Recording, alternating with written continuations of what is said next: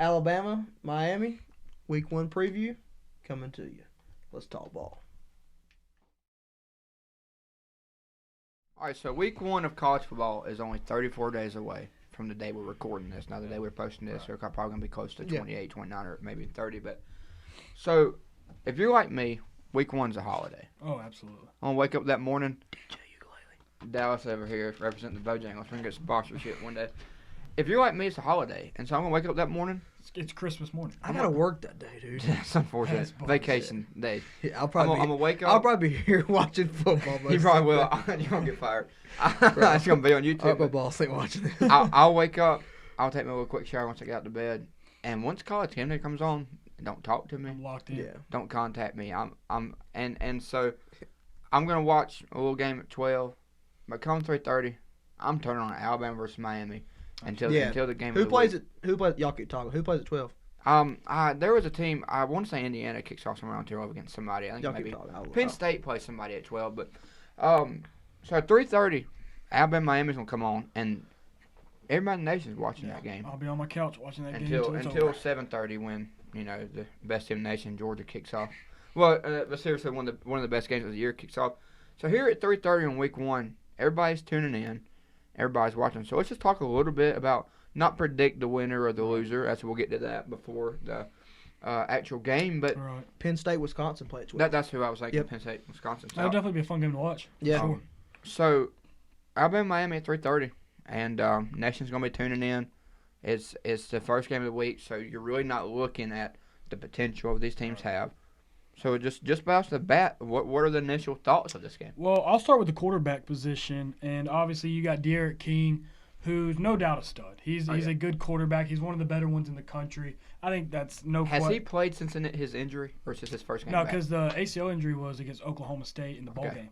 So this is his first game. This will be his first one back. Is he cleared? Is he cleared? Yeah, he is. He's cleared. He will be playing. That's big though. But I mean, a big part of his game is running. So, I mean, there's a little bit of a question mark there. And then, obviously, with Alabama on their quarterback side, you got Bryce Young, who, depending on what recruiting site you're looking at, was the number 1 and number 2 quarterback coming out. Starting a freshman, but no doubt he can play. Yeah. I mean, and he's a stud, at least talent-wise. He's got all the talent in the world. Potential-wise, yeah. But when you go based off the quarterback position, I give Miami an edge there because Derek King's still a stud.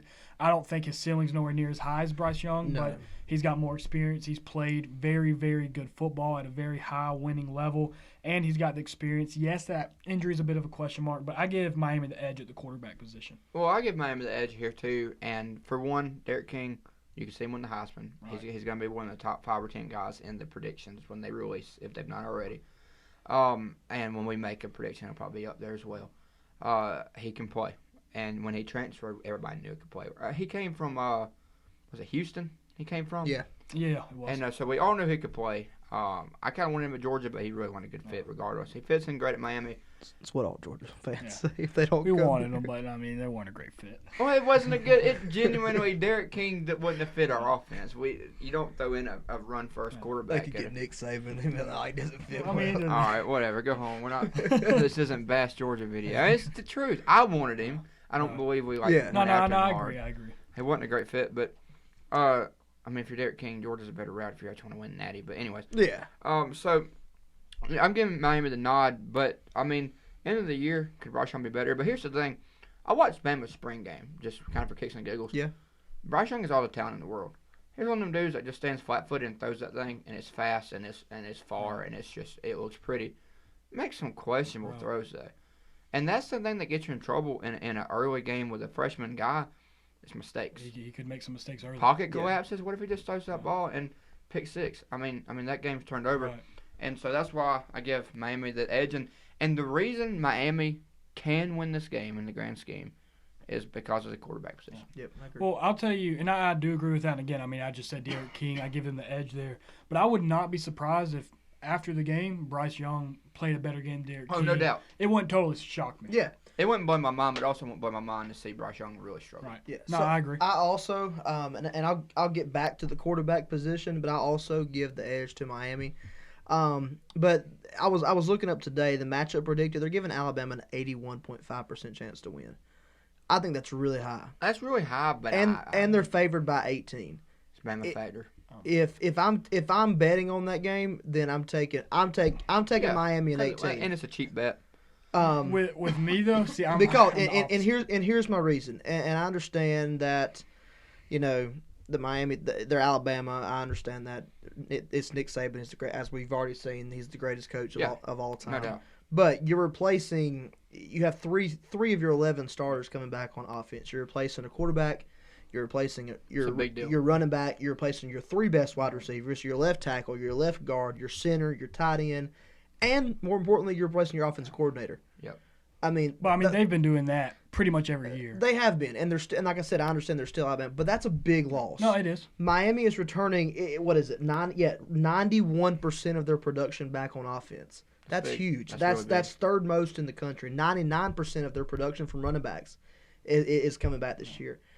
I'm not saying that gives Miami the win, but it definitely, I think, puts them in the ballgame. Well, I will tell you this because I have a good bit of a different viewpoint on that. And I think this game's probably going to be closer, but I would probably pick, personally, if I were betting, I would not be surprised to see Bama win 17, 21, 24 points. And this is why.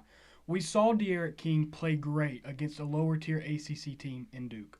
We saw him play great against a mid-tier ACC team in Pittsburgh. He played one elite team last year, that being Clemson. And y'all saw our secondary. They were not elite. And he struggled. They were questionable. His stats were 12 for 28, not even 50%, 121 yards, 0 touchdown passes, and 2 interceptions. That's not mediocre. No. That's not average. That's below average. That's bad. They played 2 good teams last year, being Clemson lost 42-17. They lost 62-26 against North Carolina. They lose in their bowl game. Now, De'Aaron King wasn't there.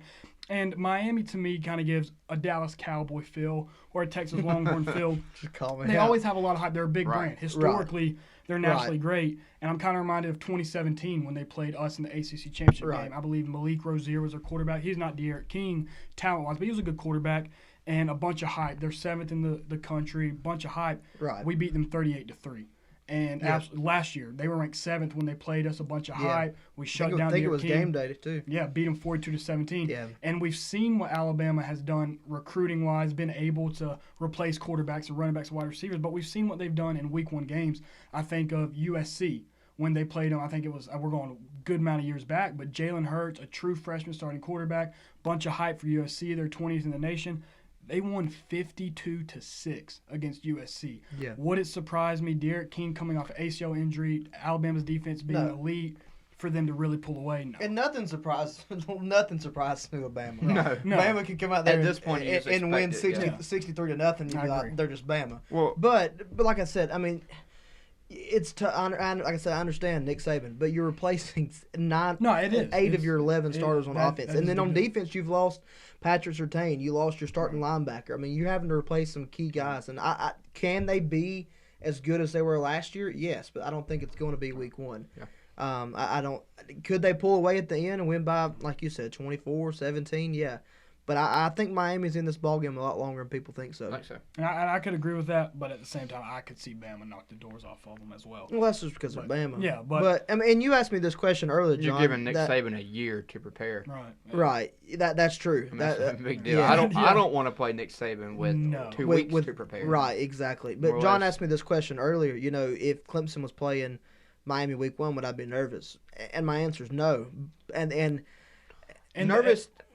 I mean, I get nervous already. But that's true. I get that's nervous true. against Syracuse when they're 39. But would I be, especially on a Friday night? Would I expect to lose? No. But the reason I asked you that is because DJ Uyunglele, unexperienced. We're losing our top 3 receivers. We're losing our number 1 rusher. Similar to Alabama, not to the extent as Alabama. Right. Because Alabama pretty much absolutely got cleaned out at the offensive position. Right. But anyways, moving on to running back, I once again give Miami the edge here. They got 3 solid running backs coming back. You got Cam Harris, Donald Chaney Jr., you got Jalen, and with Bama, there's really looking at it. I was looking at the roster. I don't know those names too much like you typically are. Even with Alabama, their starter's gonna be Brian Robinson, who's like a 5th-year senior. He's using the COVID year to come back. And last year he had 91 attempts for 483 yards. Yeah, as I was about to mention, anytime you run by committee, most of the time it's not a very good thing. Yeah, and I mean backing up Najee Harris, that's still pretty good numbers. Right. But I mean, when you got 3 solid running backs in Miami, I give them the edge. I'm taking Miami as the edge here too. But the thing is, when you're Alabama has a good argument for running back university. Absolutely. I'm giving Georgia that one. I'm a Georgia fan. I'm going to all day, every day. But you recruited very well there. But no, absolutely, I'd give Miami the edge on that position. And then you got Trey Sanders. I mean, now he's been plagued by injuries, but that dude was a stud. Yeah. Insanely talented guy. Is he finally going to put it together? The injury's he's gonna no longer bite him. I don't like Alabama. I'm a Georgia fan, but as a fan of that player, I really wanted him at Georgia, and it wasn't. There was no excuse for that one. They just beat us out.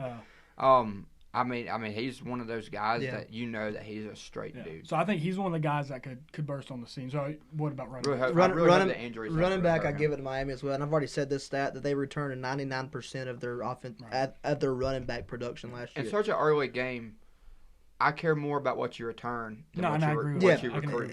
Exactly, because these are proven players that they've played, they have experience. They've played in big games, although they did not do well in big games, but they've been there, done that. So I again give the edge to Miami in the running back. Yep. And then moving on to wide receivers, this one was a little bit tougher for me. This one is really tough. I believe Alabama is now, even as a Clemson fan, I got to say this. I think they're wide receiver U at this point. But looking at their roster, watching them last year, obviously they lost their top 3 guys to the draft. But you got John Mechie III, who I think he's probably the best wide receiver. Remember that hit he put on that? Oh, he could play safety. Oh I mean, that was insane. John Mechie comes at you way down. Yeah, you better get out of the way for real. But, I mean, he put up 916 yards last year being like the 4th option. Yeah, that's ridiculous. I mean, the dude's going to be elite. But really, after John Mechie III, there's a lot of people you go. Yeah, they have no seniors. I'm telling you right now, Jay Hall's a stud. No, he is. I was about to get to him. Absolute stud. He's an absolute stud. And you got the Ja'Cory Brooks, another 5-star that I think he's a sophomore maybe. I think he was like a true freshman last year. He could be a freshman. I could be wrong on that. So there's talent there, but there's still more question marks than the wide receiver. As you've already mentioned before, I mean, they pretty much bring everybody back. You got Mike Harley. You got the transfer from Oklahoma, Charleston Rambo, coming in, a very talented guy. So I give Miami the edge there. But I wouldn't be surprised if Alabama has 3 guys that are just burst on the scene. You go, wow, that's why they're Bama. Yeah. I'm taking Bama on this one for one of what they've done at the receiver. Now, here's the thing. As I just said, I care more about what you return than what you recruit. But last season, John Mechie, he starts on most rosters. Oh yeah. If you didn't have Devontae Smith and Jalen Waddle. The reason I'm taking them is because Miami may have 3 guys with more experience, but Mechie, he's really that guy. At the X position is what you want, and Ajayi Hall is the absolute stud. Yeah, he is. And so I'm taking Bama on that one, and what they've done. I mean, whoever's their wide receiver coach is, he better be getting paid a bunch of money. Yeah, I'm with you. I'm going Bama on that one as well.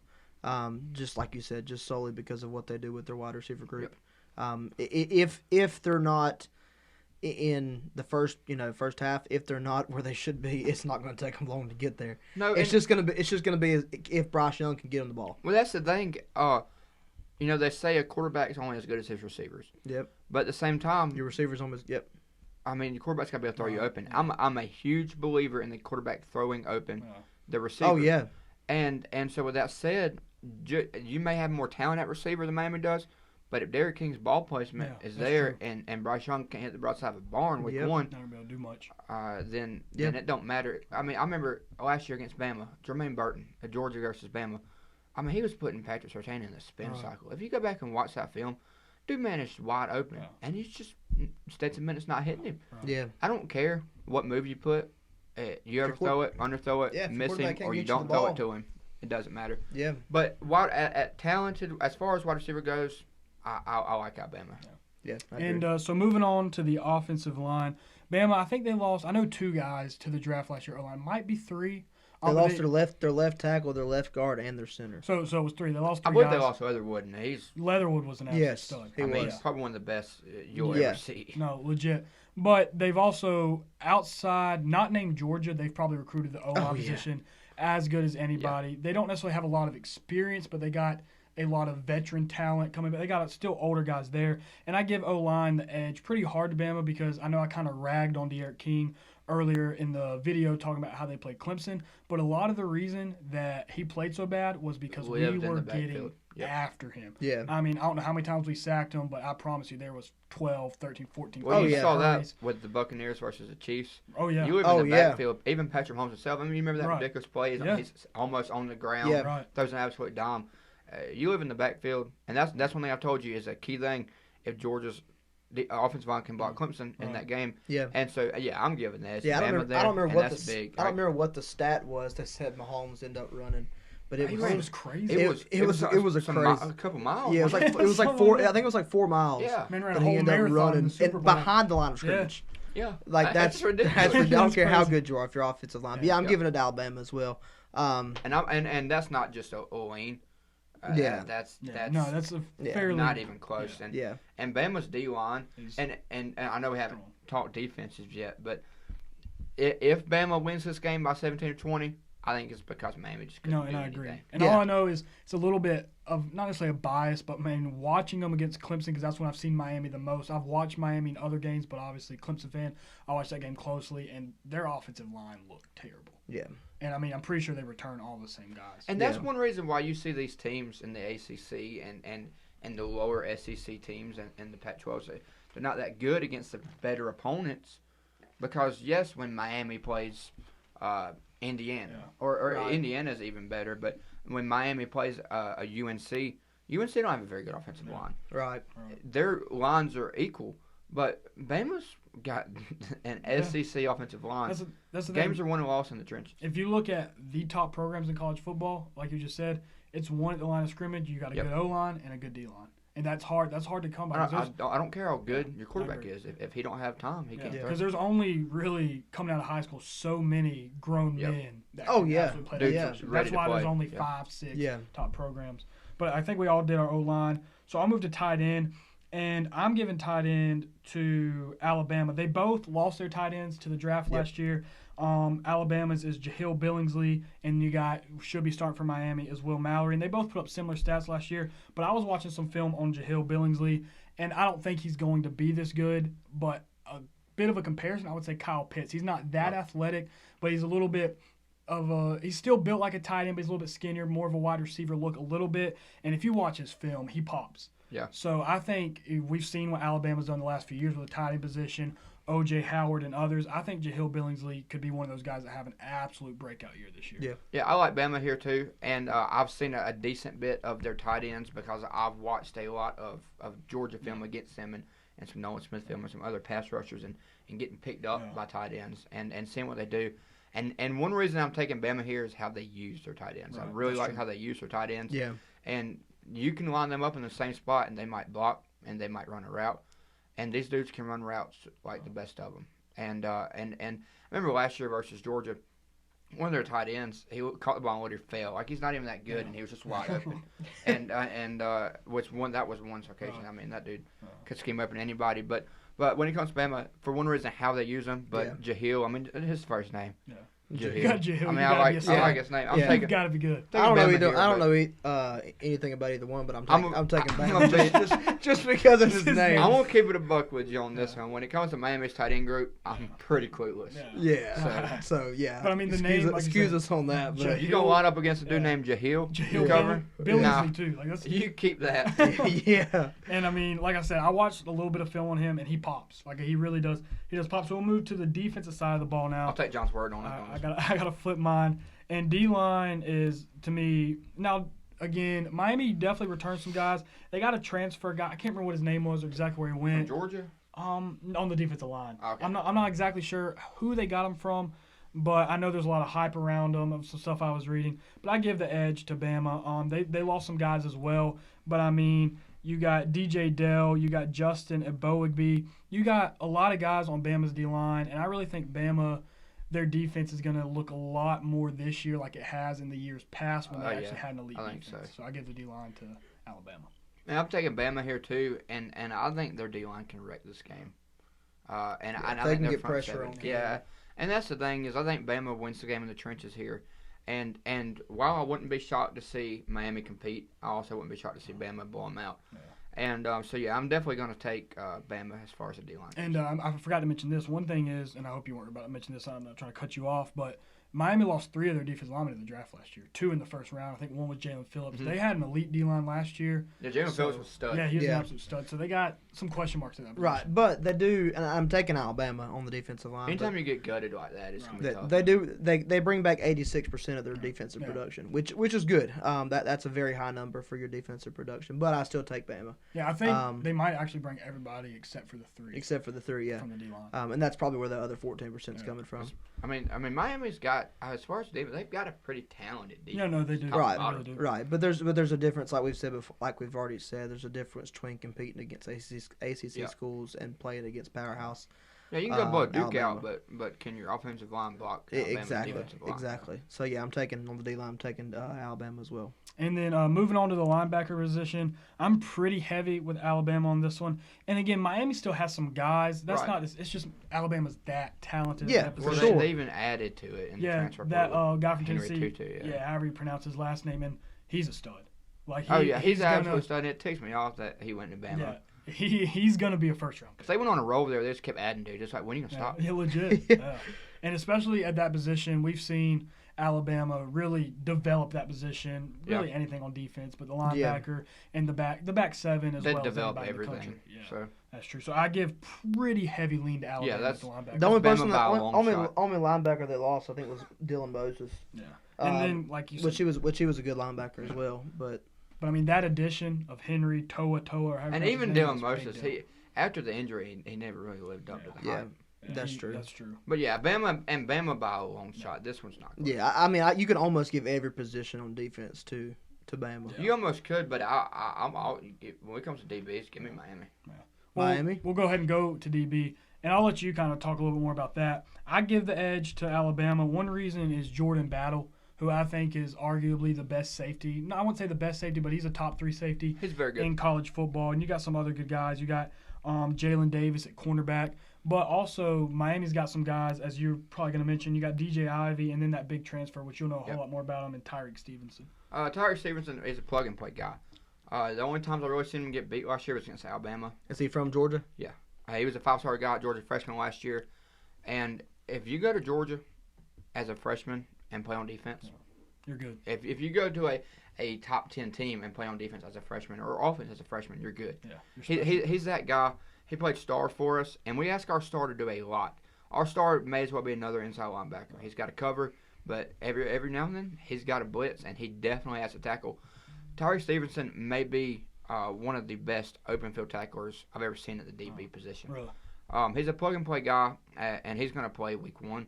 And the thing is, he's got that big-time experience. He's played against Alabama. He's played against these big teams. And he went back home. He's from Miami. I believe there was actually some family things there. He wants his grandparents to see him play, stuff like that. And you know, as much as you hate to lose him, you tip your hat to the kid and say, you know what, man, I understand that. But so, yeah, he's a plug-and-play guy. And they add a 5-star James Williams at the safety position. In recruiting as a freshman, don't really expect him to see much of the field, but the thing about Miami is they consistently have a good DB group. No, and the reason I'm taking them is Bama has to replace Surtain. Yeah, big loss. A big thing with a complicated defense like Bama is these DBs have a lot to learn. Yeah, that's true. And so Miami returns a good bit there, and not only do they return a bunch, but they even add to. And so that's why I'm taking Miami there. Do you think Tyreek Stevenson is like future, like a first-round type talent? Yeah, he's definitely a top 2-round guy, potentially a first-round guy. And I'm interested to see if they put him at corner or if they play him at star like we did. And a lot of people say, oh, well, he's a star. He's not really that good. Right. Tyke Smith is looked at as one of the best DBs in the nation. He's a star. Right. I mean, the star position is a needful position. No, it is. And it's even more so needful in the NFL. He's potentially a day 1 guy, but he's probably at least a day 2 guy. Well, I don't know anything about either one of their D-bays, so I'm just D-bays. You sounded the D-bays. countryest I've ever heard in my life. D-bays. Right there. You ain't even But after ain't even listen, country but hard. after listening to both of y'all's arguments, I'm gonna go with David's. Just because I'll admit that was a very strong. that argument was a compared very to mine. solid argument. So Well, I'm gonna be honest here. don't let me down. If you wanted to take Alabama at every single position group just because of the man named Nick Saban, yeah, exactly. you could. But no, I'll go with. I mean, if I had to choose, I'd go with Miami just because of. Well, I'm taking Miami. I mean, because David sounded was better. was it 2 years ago? Miami was just. It didn't matter who you played; they're picking you off. Right. And Yeah. And Miami just yeah, has. it was crazy. With the turnover chain. They were the ones that kind of like started that. Yeah, that's when Yeah. the turnover chain first came out. Yeah. Yeah, the chain. Now Bama, they kind of started the belt. They had that belt years ago. Georgia has the whole that pads. Helmet and the pads with the spikes and all that. Well, you got to think who all does. I know they got Ed Reed, who's one of the greatest all time. They have a couple other dudes like from Ed Reed. Well, the thing from is, defensive man, back position. Miami's got a good argument for DBU. Yeah, legit. I'd probably take LSU. Yeah. But Miami's got a great argument at DBU. And you play a dude. Here's the thing, man. Bryce Young makes enough mistakes. Miami can win this game. Yeah. No, I agree with that. And we're not going to predict this. We'll predict in our kind of like game day video. But I mean, you know, if I'm a betting man, what is the spread point? 18. So give me Miami. I'm putting That's against the spread right there. Give me Miami. I mean, if I'm a betting man, and now when we make our predictions, spoiler alert, Nick Saban exists. But don't bet against him. Yeah. Yeah, and again, like you said, 18 points. That's a bunch. That's a man. lot. Like you said, 18 is, and that's why Vegas is Vegas, and they always win because They can make that back in But, garbage time. Yeah. I was gonna say 18 seems like a lot. The reason it doesn't sound like a lot, but it does at the same time, is they have so much talent coming back. But the reason it's not a lot is you can see Alabama completely shut their offense down. But what I'm saying is you could have a 10-point Derek King ACL injury. Miami hanging the game all the way to the fourth quarter. Saban struggles against door threats. And have, be a 10-point game with 7-8 minutes left, and then Alabama scored 2 quick touchdowns, and it's now a 24-point game. Or Miami's trying to force something and throws a pick six. Right. And what turned into a 10-point close game, somebody turns the TV on at the end of the game, Miami was blown out. But not to get too far ahead with predictions and stuff, but at the same time, I could so honestly see, just because there's always that Miami, kind of like I mentioned earlier, right. I could totally see Alabama blow the doors off this game from start to finish. No doubt. They really could. If you remember a couple years back, they played Florida State to start the season off. Super hyped up game. Yeah. And it seems like whoever Bama plays week 1, you hype up the other team. I forgot the Florida State. You got USC. Florida State got rolled. Yeah. And so, no doubt, Bama can. Personally, I think it's a 10 to 17 point. All it takes to get that 18 point is a 19 points to go over the spread. That's not mind blowing. Profound words. That is a good bit. That was so deep. But I'm gonna go ahead and go on record and Makes enough say sense. I'm not a betting man at all. No, and if I did, I'd be more broke than what I already was. But I'm gonna go ahead and go on record and say I would take the over at 18 points. I'd take the under. I'm taking the under. 18 points is a bunch of points. It is a lot of points. All right, let's wrap it up, fellas. Again, appreciate you watching as always. Make sure to like, subscribe, comment, share it with your friends, your mom, your dog, your cat, everybody. And go ahead. I mean, if you want to, go ahead and give us your predictions of who you think's gonna win the ball game. We're gonna have a special game day type video. Yeah, we will. So if you want to, so if you want to wait till the end, you can. But and we'll pick. And let us know if you'd like us to preview a matchup. Yeah, for sure. We'll probably look at Ohio State, Minnesota. I believe they play that Thursday or Friday. Yeah. We may look at Penn State, Wisconsin. Try to keep it within week 1 or week 2. Yeah, one of those big games come early on, and we may can go as far. We'll get some later games. Now and we'll try to fit in a few before season gets here. But But thanks for watching. Until next time, keep talking ball.